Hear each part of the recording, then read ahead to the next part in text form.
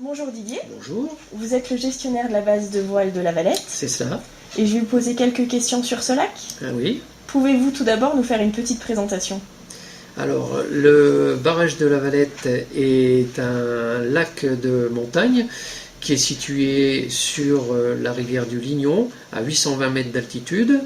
Il a une surface totale de 220 hectares pour un total de 41 millions de mètres cubes d'eau. La hauteur du mur est de 50 mètres, la longueur du barrage est de 500 mètres. Il fait partie des plus grands barrages de France et la hauteur maximum d'eau est de 47 mètres 50. Et donc, pourquoi le barrage a-t-il été construit?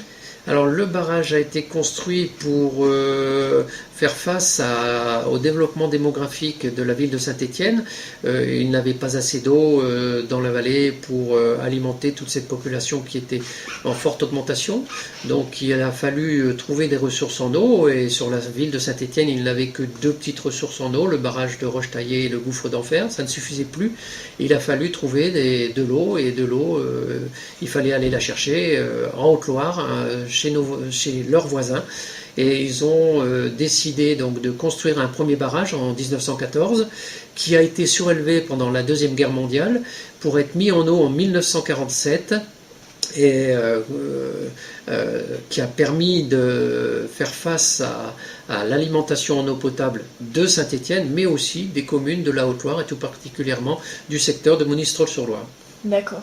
Et le fait que le lac soit une réserve d'eau potable explique les diverses démarches écotourisme, développement durable. C'est ça, on ne peut pas faire n'importe quoi, c'est la préservation de la ressource en eau potable et bien sûr on ne peut pas se stationner et venir en voiture sur le site même. Le parking est à 300 mètres, c'est bien sûr un petit peu de marche à pied, mais l'air est pur chez nous, donc profitons-en. Et il faut le prendre du bon côté, puisque après vous serez dans un cadre bucolique sans voiture. Les activités nautiques aussi ne sont pas à moteur, c'est interdit. Uniquement l'autorisation d'avoir des activités nautiques non motorisées. D'accord. Et le lac de la Valette et la base est aussi appelé une aire respirando. Est-ce que vous pouvez nous expliquer ce qu'est une aire respirando? Alors, l'aire respirando, c'est un espace adapté à la pratique des activités de pleine nature dans des conditions idéales. Et on trouve bien sûr toute une multitude d'activités, des activités nautiques, la baignade, la randonnée pédestre, le VTT, la pêche, il y a aussi deux petits terrains de jeux de ballon, et puis quelques services annexes comme des aires de pique-nique, aires de jeu pour les enfants bien entendu, et puis une buvette et un snack bar. D'accord.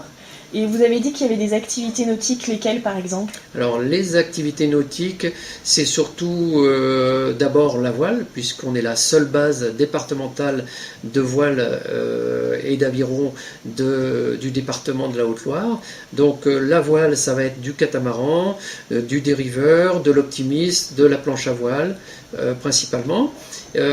Après on a des activités à rame, c'est-à-dire on peut faire de l'aviron, du kayak et du paddle.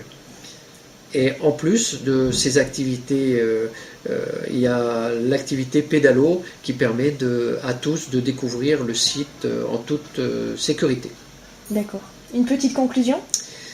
Eh bien, écoutez, la base de voile existe depuis 1982. Il y a toujours beaucoup de monde qui vient et revient chez nous. Et je pense qu'on vous attend pour venir passer une agréable journée sur le site. À bientôt. Merci.